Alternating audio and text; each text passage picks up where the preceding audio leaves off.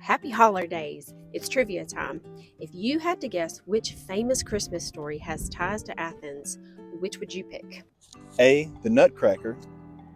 B, 'Twas the Night Before Christmas. Or C, A Christmas Carol. If you guessed A Christmas Carol, you'd be as dead as a doornail. More of gravy than of grave. The correct answer was B. 'Twas the Night Before Christmas. Do what? That's right. The author, Clement C. Moore's great-great-nephew, T. Clement Moore, was a resident here in Athens from 1949 to 1985. Yeah. He met a woman from Athens on a cruise ship, and she told him that she didn't like how cold New York was, which is where he was from.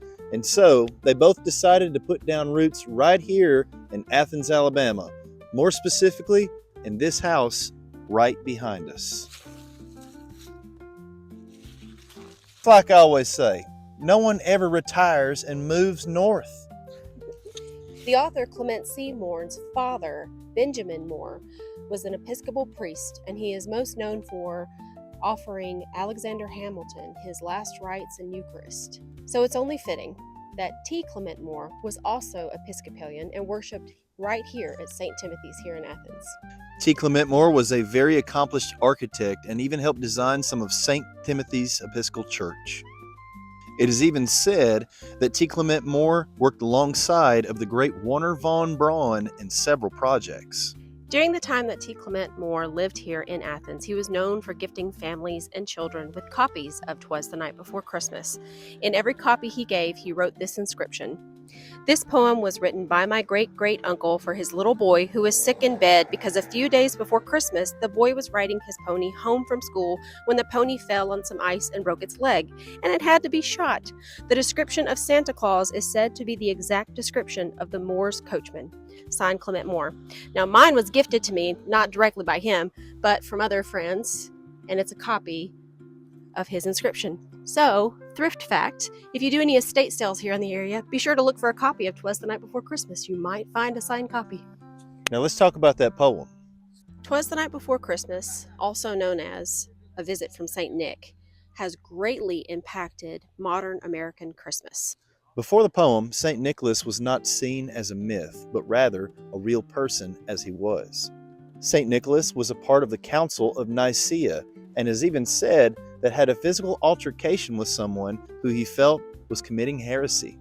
What I'm trying to say is, old St. Nick could throw them ho-ho hands. You get it? Yeah. All right. Because of the poem, we now celebrate Santa coming to your house on Christmas Eve instead of December 6th, which is St. Nicholas Day. Because of the poem, we have the idea of reindeer that fly and their names. All except for Rudolph, which is a totally different story that went down in history. Because of the poem, we hang our stockings on the hearth instead of our shoes on the front porch. Because of the poem, we see Santa as wearing fur. Santa did not wear red and white for another 100 years. That doesn't come into play until Coca-Cola used him in their advertising in the 1930s. There are many more, but it's cold. And I'm freezing my antlers off. Let's go. We hope you guys enjoyed the video. We learned an absolute ton researching for this. It was absolutely wonderful. We want more people talking about this because it's really cool. And it's just another one of those things that we like to preserve is our connection with history. We'll catch y'all later. And in the meantime, you better act right, because remember, making a list, a joker's checking it twice.